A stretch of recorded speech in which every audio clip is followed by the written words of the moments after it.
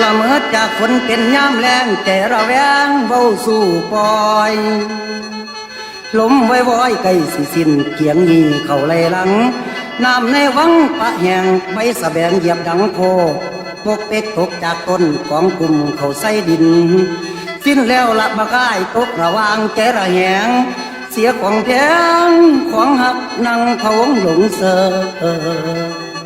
คนเคยเจอลืมใจจ่อยเหลือยังคอยหาเสริมทรงเรียนเย็บผ้าจบลงให้พี่ตั้งร้านให้จักกระซื้อให้หนึ่งหลังความหวังกินพังไม่มีค่าน้องเย็บผ้าพี่เป็นคนขับสองแถวส่งเรียนเห็นน้องนั้นมีแววจบแล้วทิ้งพี่ไปมีแฟนรู้ข่าวน้ำตาจึงไหลหยดขับรถกัดกลุ่มอย่างเหลือแสนไม่อยากอ้างบุญคุณให้ทดแทนหัวใจแน่นพูดอะไรไม่ออกเลยละคิดอยากสั่งเว้ยร่างขับลงคลองให้แล้วนี้คิดอยากตายเป็นผีวิญญาณเศร้าเกี่ยวของให้ร้อยละล่องบ่ห่วงไผใจหนึ่งมาคิดได้พระเจ้าเปิดหนทางให้สว่างเท้าเดียวทวงชีวาไว้ปั้นทุนอุ่นใจเก็บเอาของขึ้นบ้านกลับอีสานพร้อมรถด่วนนั่งรถแล้วทบทวนตอนขาลงมีผู้เอาเขานั่นนั่งเคียงบัดนี้สูญสิ้นเกลี้ยงนาผู้ไม่อยู่ในรถจักสิหาไปคือต่างตาแทนเจ้าจำใจสู่บ้านนาหน้าเศร้าเศร้าเห็นจากเก่าคราวแม่ซื้อให้น้องสาวเรื่องส่วนตัวใครไม่รู้หรอกเรื่องราวเห็นน้องสาวคิดเห็นเขาน้ำตารินเมื่อเห็นเข็มจักเสียบแทงผ้าแทบบ้าใจข้ามันทวินหูเคยฟังเสียงจักเสียจนชินน้ำตารินสาวเย็บผ้าข้าพี่ลง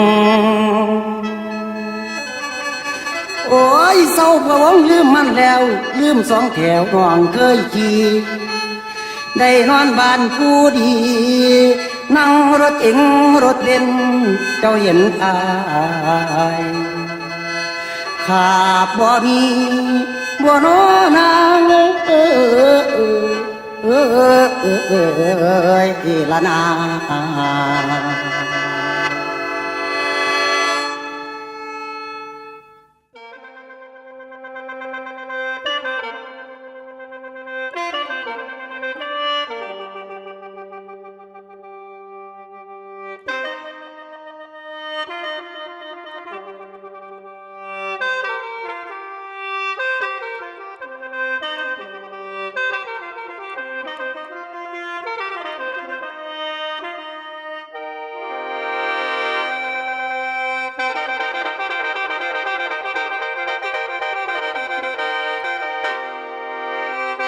หนาวหัวใจย้ำลมตอง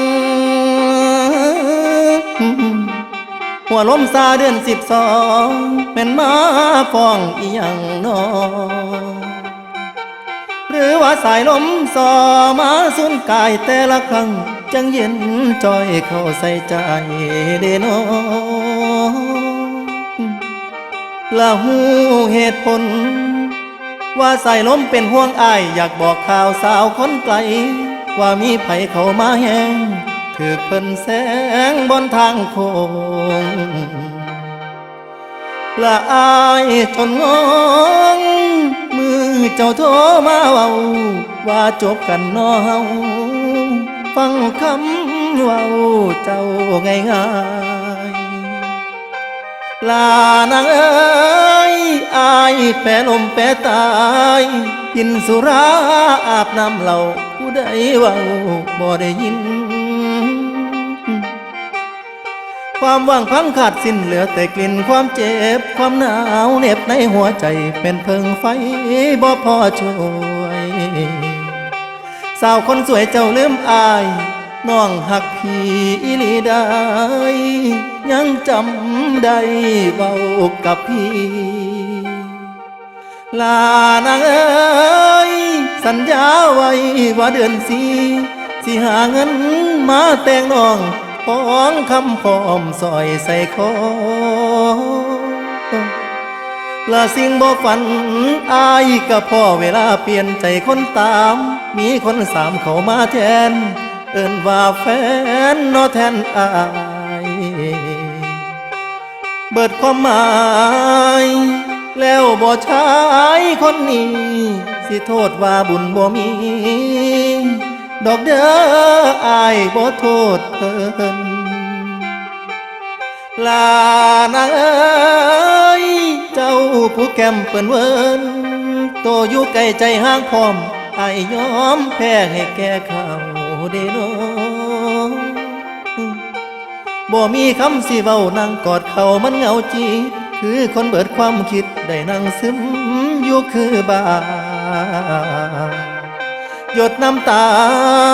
ลูกผู้ชายมาไล่ย้อยอายบ่ได้สมอยแต่มันกลั้นไว้บ่อยู่ลานางเอ้ยคนที่หมายเป็นไผปูอายคิดน้ำตั้งแต่เจ้า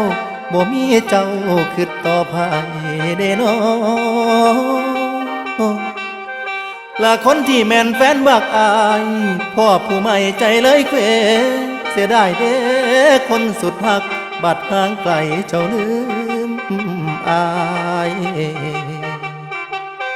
เพิ่งเข้าใจหูว่าสายลมฟองมาส่งข่าวเรื่องความมองว่านางน้องนั้นลืมพี่ลานางเอ้ยลืมอายแล้วอีนีคนเบิดหวังแทบสิลมสายลมฟองน้องเปลี่ยนใจ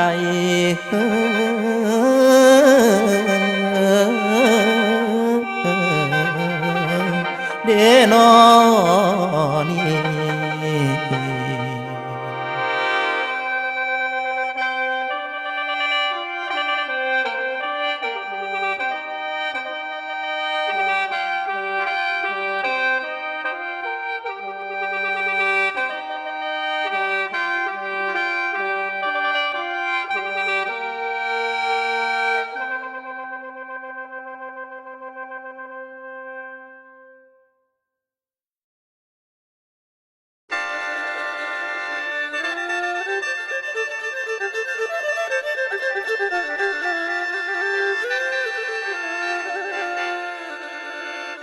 หลักว่ามาปิดตาไว้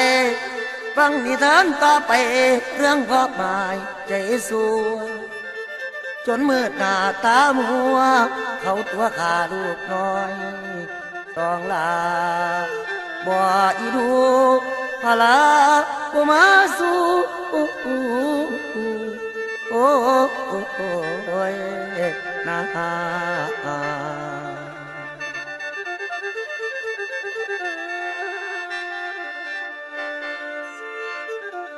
ละมาสิเว้าเรื่องความหมายเมียตายหนีจากเมียภาคสู่โลกหนางงฝากขอคิดหลายแกกะบอกโหดร้ายพาลูกอยู่ตามทุกข์อุกเบิ่งบุตรตาแทนอีแม่มันผู้ตายแล้วเมื่อมีแววเมียตายแล้ว2 ปีพ่อหักไม่ผู้นั้นเป็นสาวใหญ่อยากเป็นไผสิสัวสาเพิ่นกำกลัวกันไปหาสาวมือหนึ่งนั่นผู้สาวบอกอยากดูใจคันฮักจริงให้ขาด2 บุตรตาที่แต่งงานกับเจ้าจำเอาความสาวเอามาเฮือนเคยอ้อยลูกตัวลูกไปป่าซาหวังสิขาครอบหักเขา ปั้นเขาจี้แล้วแบ่งให้ผู้ละปันส่วนว่าสิไปนะไปถึงดอนนาแบกปักจุกนำทางย่างเข้าไปในดาวโอ้บ่เขาพุดดุมใดเพียงขอผู้เป็นพ่อลูกสองคนนั่งเข็ดหัวปอลอบอกหูพ่อสิขาพากันเล่นอยู่เฉยพ่อเลยบอกลูกน้อยคนเล็กลงไปพ่อจะเลยรุสาดินโอลงหลุมนั้นอาซาจันเจโอพุทธาดินดาวดาโอ้ยนาสาวใส่ขึ้นบอกอายเอาน้องแน่เปลี่ยนพอสาลงบ่เทียงลูกบักใหญ่มาเลยพ่อ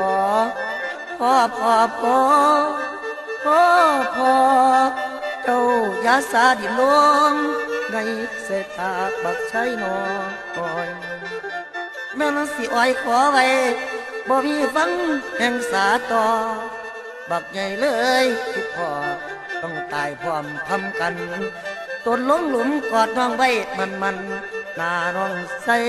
ในอกตกวางข้าวความตายความกันตายพร้อมยอมตายไปกับน้องตายไปด้วยมือพ่อโอ้ยละคุณผู้ฟังลำเอ๋ยเจ้าตัดสินได้บ่หญิงกับชายคุณให้น้อชัวกว่ากันออกจากหันขาลูกแล้วแย่งใส่เงินสาวเอ้ยว่าจะขานเปลี่ยนไปบ่เอาแล้วแนวใจดำเหลือล้นลูกสองคนยังขาได้คิดไปทันแต่งกับเจ้าไปเมื่อใดเทียบให้ไฟก็คงขาดังกันเรื่องนี้นั้นฟังแล้วคิดวิตรองใช้สมองเนี่ยเด้อคนเมื่อฟังลำแล้วลำเป็นแนวเอาไว้สอนเจงามไปวันผมสาธิตท้องจันลำเตือนเป็นเนื้อเรื่องอย่าเครื่องไข่แม่นผู้ลำอย่าเครื่องไข่แม่นผู้ลำเด้อแฟนเด้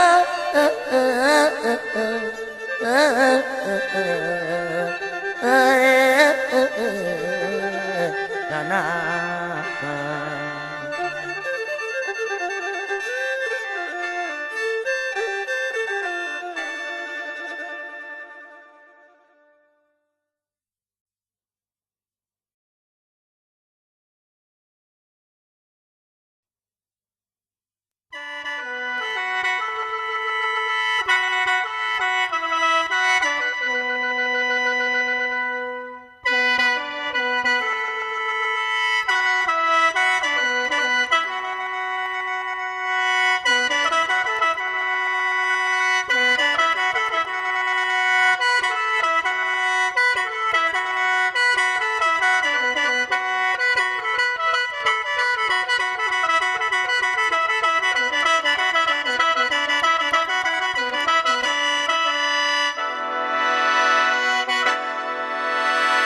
ละมาบัดนี้ย้ำมีฝนสั่งฟ้าเอิ้นลาหมูเด้อฝูงป่าเข้าอยู่นาขจีเขียวกองใบย้ำลมตอง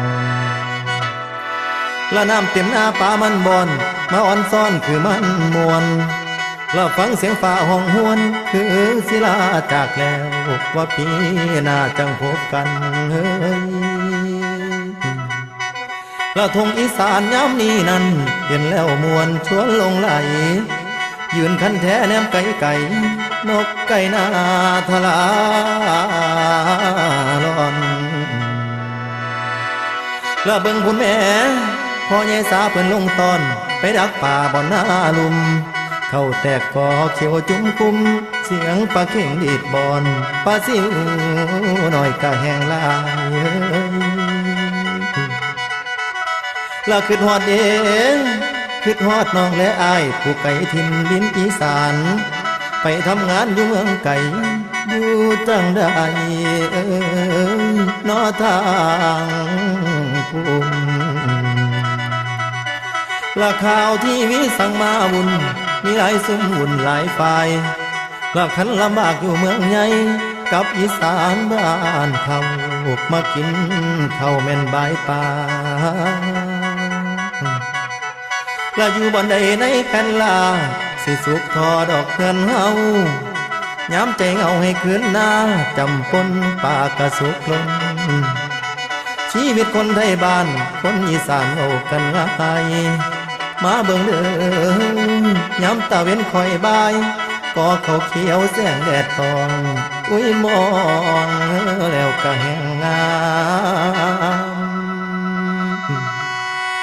ละฝูงหมูป่าเต้นตื่นน้ำคันแท้คิวสิเบิ่นอีป่าคอตีเบิ่นตกหลุมพ่อใหญ่สาเพิ่นดักไว้ละแถวหน้าเทิงหน้าไตแนมไปใส่น้ำล้นพลีเสียดายเด้ป่าลูกคอกกะลงนี้เสียงของลุงแม่ป่าเพิ่นถามทวงแม่นข่าวและถามข่าวถึงลูกเต้าสิมาบอกออกพรรษาฝากเงินมาให้พ่อปุ๋ยแน่บ่นอลูกชายต้นละหน่อยบ่โดนเสียงกองแรงอยากคู่เจ้าดังมากก้องหวนหวนได้ฟังแล้วสั่งมามวนคือดนตรีคอมทุ่งโอ้ยฟังแล้วแห่งสะอ่อนแล้วนี่แหละคำคาก่อนท้องถิ่นดินอีสานเป็นวิมานของคนจนแม่นนั่งโพนกระสุกลำละยามฝนลาป่าพ่อน้ำไหลลงซ้ออยู่คนมีกลับมาเด้อน้องพี่แต่งชุดสีนอโกโกมาเดินผ่านหมายทุ่งนาเด้อคนไทยเด้อแฟนเด้อ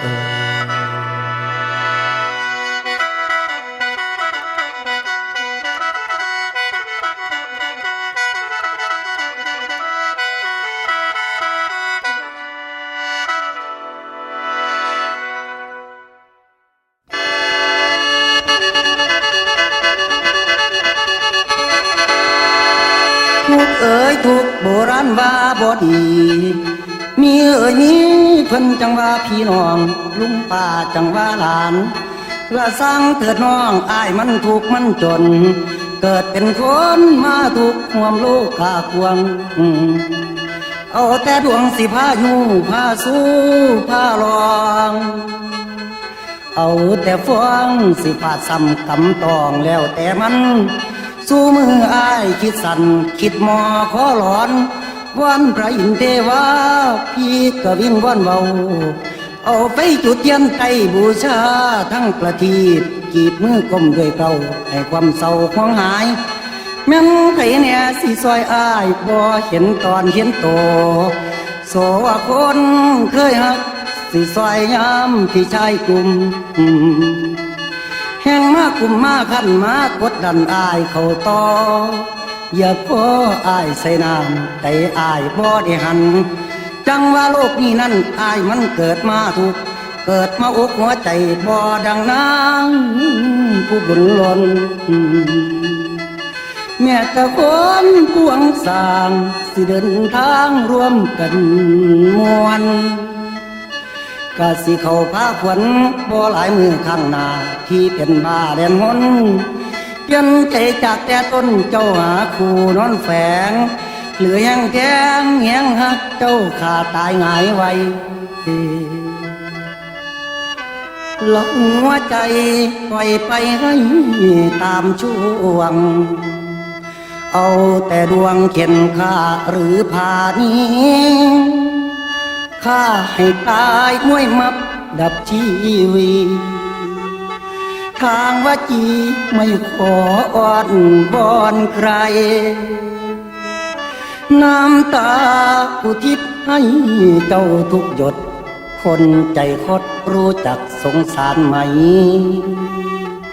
คนเจ็บปวดรวดร้าวเป็นอย่างไรห้องหัวใจเหมือนมีเข็มมาทิ่มแทงโอ้ยเสียความเพียงหัวใจกวงเอาแต่ดวงสีผ้าไตผมลิขิตมันแต่งไว้ให้นอนให้กองน้ำตาพลาคนเอ้ยละนา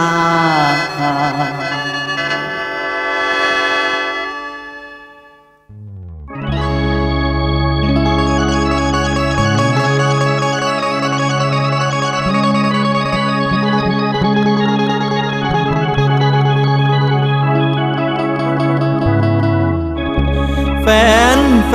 นเอ่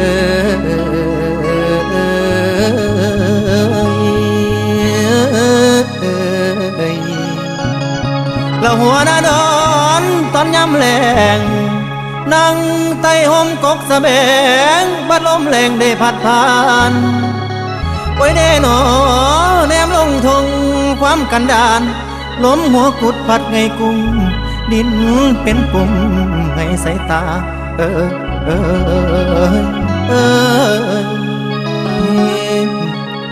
แล้วคือทอดเด้คือทอดแฟนผู้ขาผู้ลาทินเดอดินดอนจากนาดอนเข้าเมืองกรุงบนพุ่งเฮืองอยู่เมืองป่าแล้วลืมเถียงนาแล้วบ่น้องลืมหน้าน้องแล้วสันทีลืมแล้วบ่ตั้งแต่กี้เฮาเคยเกี่ยวยางรักกัน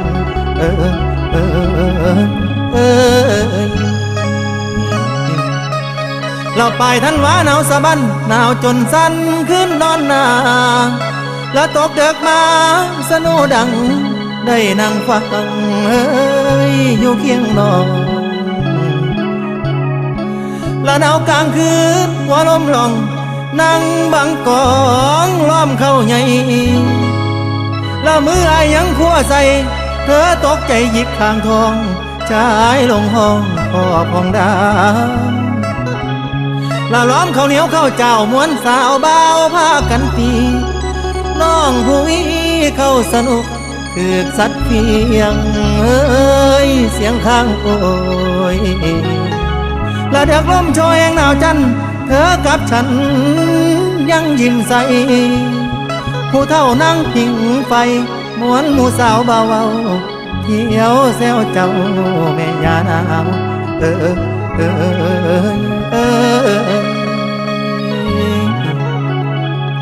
เราเสร็จจากหน้าเข้าขึ้นเราเจ้าผัดว่าสิลงกรุงต้นมันสูงท่อกอสอใจบอกพอหาเงินเพิ่มเราลืมความเดิมละบ่น้องก่อนไปหันมามองยิ้มเศร้าท่าน้องเน่และเดี๋ยวนี้เหลือน้อตั้งแต่ภาพความหลังบ่นั่งเบาวันใดเจ้าสิอวยมาหรือไปลงไฟสองจาเป็นสาวสายอยู่ในกรุงลืมผ้าถุงแพร่ลายเจ้าเปลี่ยนใจแล้วบ่นอลาชายยังขอได้ยังท่าใกล้สิฮอดพฤษภาเบิดลมแรงฝนสิอวยเราฝากสายลมบอกน้องด้วยให้มาช่วยพอหุดหน้าสัญญารอโอ้ยสู่พี่เจ้าผู้นี้ให้ขึ้นบ้าน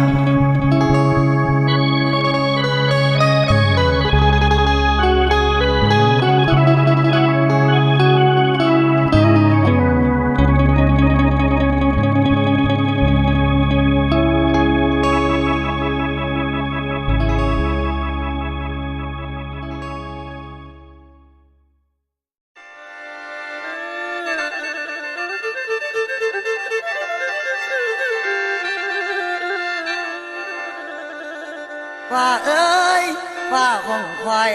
ห้องอ้อยฝนมาว่าห้องพระส่งฝนมาไกลห้องตำใจสะเทือนสอนแสนอาบนเสือประมามีนอคนเสียท่ารักสลายขาดแล้วหัวใจแป้วได้คงถึงแสนรำพึง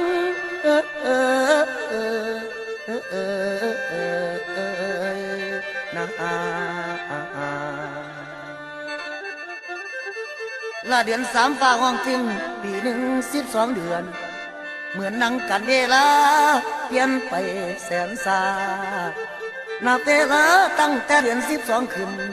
พอดีมือ10 ค่ำหัวใจถูกเหยียบย่ำตั้งแต่ปีที่แล้วย้ำเขาขึ้นสู่ลานมือนั้นทุก8 ด้านโอมพีเหลือเกินมือความเชิญพาขวัญมือมวนยิ่งของเจ้าเพิ่นเอินเอาหวานตาเสียงกังวานว่าปันโอ้ยนาขวัญเอ้ยนางแลเท้าไม้มันห่วมแพงใช้ถึงถูกยื้อแย่งได้แค่นั่งใจเหงาเราว่ากินนั่งกัดฟันทวงสติเอาไว้โอเด้อใจโอเด้อใจเสียไปแล้วเดินทางเส้นห่างแนวปล่อยเข้าปากสร้างบ่มีมือเมื่อสิขายเดือนนั้นผ่านแล้วเดี๋ยวนี้กะหนาวเหน็บเจ็บหัวใจพยุงมาคิดว่านางลืมอายกายถึงเดือน3แล้วฝนสิมาฟ้าตั้งโมนโอ้ยนอพายบนเนื้อตึงเสียงสะท้านใส่อุราเงยหน้าเบิ่งฟ้าสั่งมาห่างไกลดินฝนลิ้นลงงำดอนบ่อนไฟเผาใหม่หอมลิ้นไฟล้นแล้วจวนย้ำจักกะจันเมฆควนปันดังอยู่เรื่อยคือเยยอยู่ว่าเศร้าเหลือใจเด้อป้าตั้งเขาเจ้าลืมพี่บ่เลี้ยวหลังเหลือยังหวังในชีวิตสิทรงแรงใจอายเหลือยังเป็นหลักป้ายหลักใช้อายวิ่งใส่บัดนี้ไปบ่ได้ปิดไประหว่างทางที่ลงเหลืออยู่บ้างก็เพียงแค่ความไกลความอะไรอาวรณ์อดีตหลังที่มันคนเห็นสายฝนสายฟ้าคือน้ำตาใจพี่ปนน้ำตาคนบางคนแต่ตอนเคยหักอายเจ้าดินไปใส่พี่ชายเสียดายเด้อ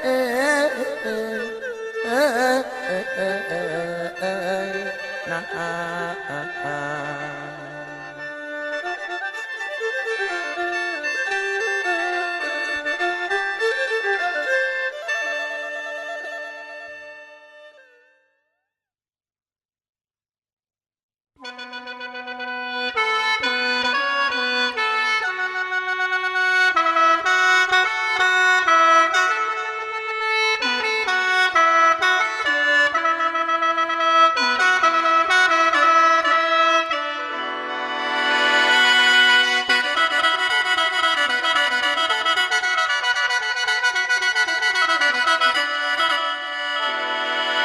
โอ้ยเดนอ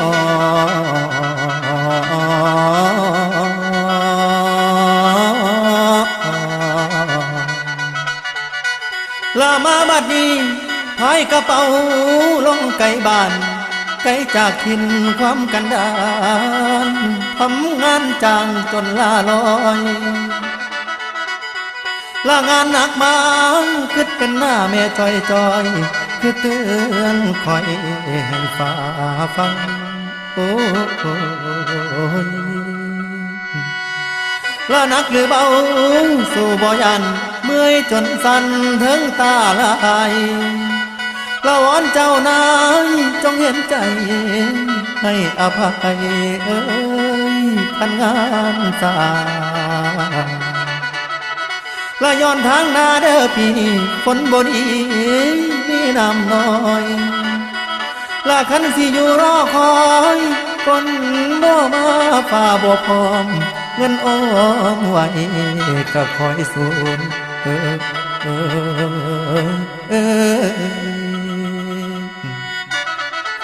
ละคนจนเลยได้บุญเฮือนเคยอุ่นป่านนอนน้ำละนาเคยทำแกนป่านหินนอนนั่งกินบ่มีได้ละตัดสินใจจังไกลบ้านใส่แรงงานความหูต่ำไปได้หนอหางานทำเลือกบ่ได้เงินเดือนให้จ่ายบ่แพงโอ้ยบาดเมื่อยแห้งอยากคืนบ้านคิดพ่อความกันดานหัวใจเอ่ยสั่งมาอ่อนเด้นอละสั่งมาห่วงอาวรเงินส่งเมื่อกะเถื่อน้อยติดตัวไว้กะบ่ลาย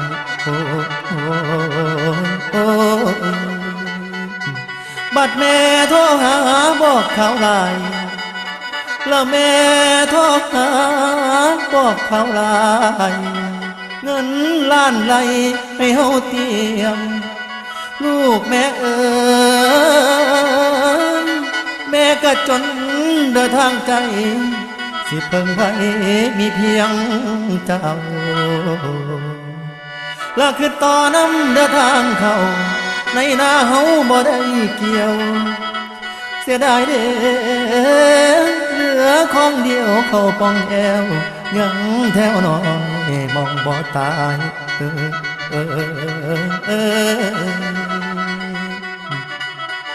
ละเงินที่ลูกส่งให้พอใส่ใจทั้งอยากกินแม่เป็นวินบัดยามนอนโอ้ยย้อนขึ้นหลายจนตาขาละโดนปานใดสิคืนบ้านคำเว้าแม่ยังกังวานว่าทางเราเขาเหลือน้อยโอ้ยได้หนอจนน้ำตาลูกย้อยใจเย็นจ้อยย้อนขึ้นนำแม่ผมเอ๋ยทุกข์เท่าใดพัดแห้งซ้ำย้ำมาเติมนอคนจนสารวนในใจอุกบัดหมู่ส่วนเอ้ยว่าเมื่อบานละมาขึ้นน้ำมันดาเด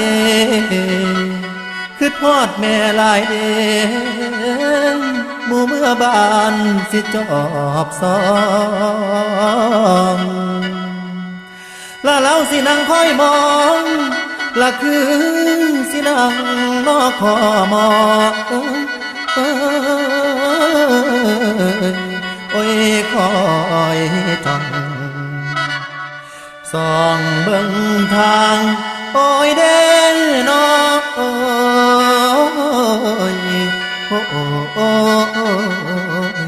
โอ้ยเด้นอ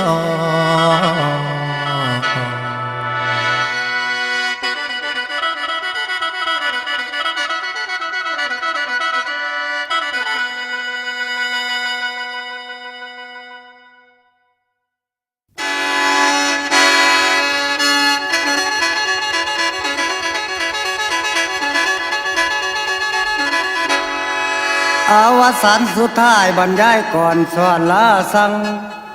น้ำขังไก่มีเหือเสือนสั่งพาย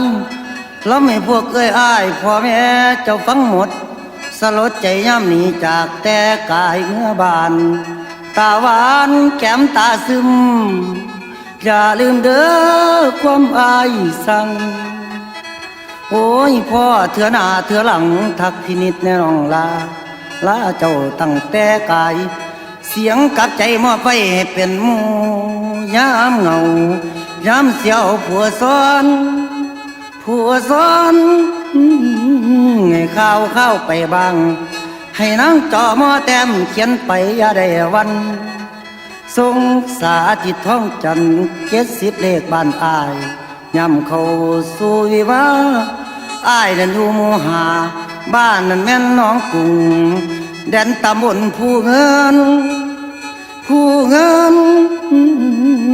พินเสละพุ่มคุณจังหวัดเมืองเกินร้อยเป็นคนพลอยที่ขาดคู่โอ้ยนอโอ้ยมีละแม้แต่สู้เมียสอนหากบ่สู้พุ่นกะสู้พี่กะสู้อยู่พินิจให้ผิดหวังดังกะดังทั้งขอผู้กินแม่นคุ้ยพุ่นเอาบุญหยังก็เลยแล้วเอาบุญแยวข้าวอายแน่โอ้ยคันบ่ได้ซอยเราก็สิได้ดอกซอยลำเว้าพื้นความชอกช้ำแม่นคินิดสิทนเอานอนนำเขาคนมีเงินบ่เผชิญความกลุ่มร้อนรุมใจนิดจิตไม่ชื่นความขมขื่นเป็นเพื่อนตามเสมอแต่น้องขอร้องอย่าได้เจอสุขเสมอพบสมหวังยังยืนนานเงาจงเอาเสียงนิดคอยเป็นเพื่อนเอาแสงเดือนเป็นสื่อตาพาประสานคิดถึงพี่ฟังเทปพี่กังวานหมดเสียงหวานขออำลาอย่าน้อยใจฟังเทปไปลืมความซ้ำหมดเสียงล้ำอายสิสั่งให้เจ้าสุขสมหวังย้ำฟังเสียงพินิจอ่อนอย่านอนกลุ่มกล่องน้ำตาพลามีแฟน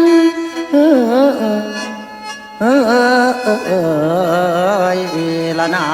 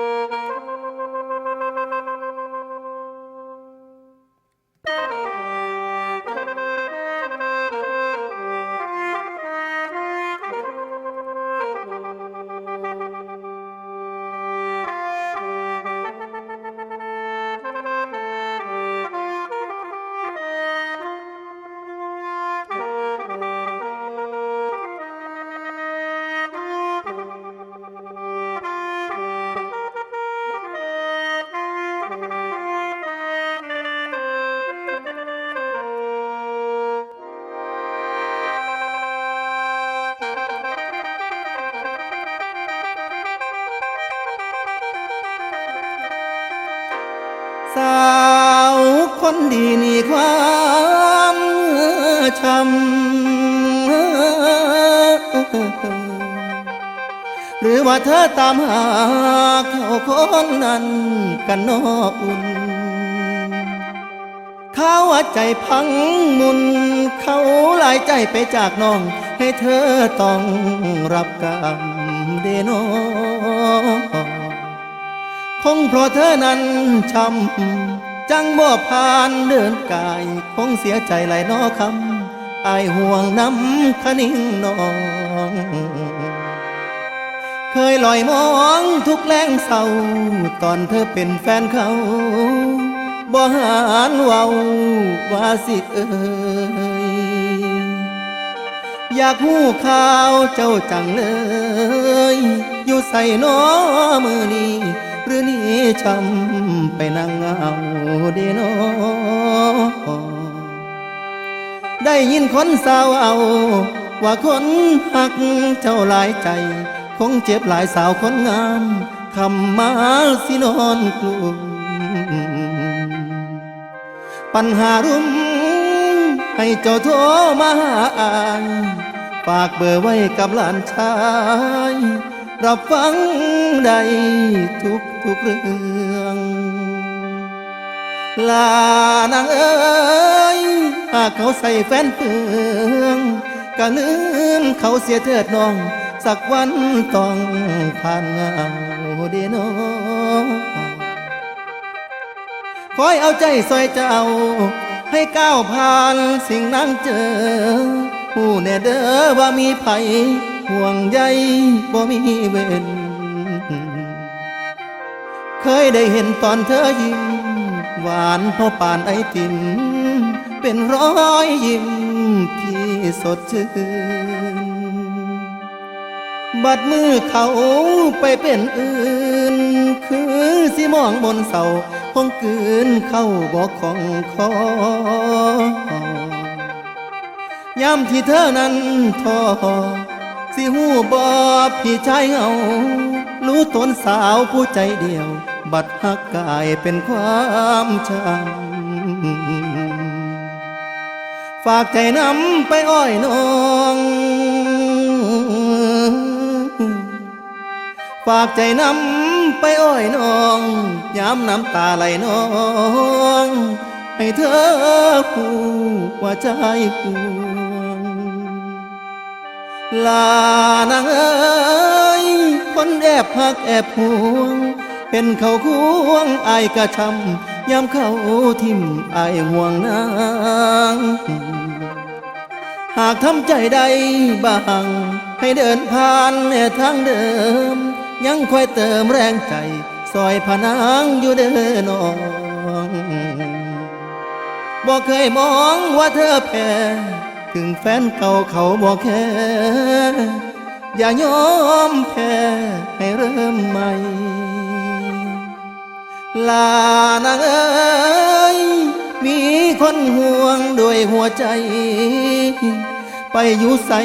ให้ข้าวอายทำใจใดให้อวยคืน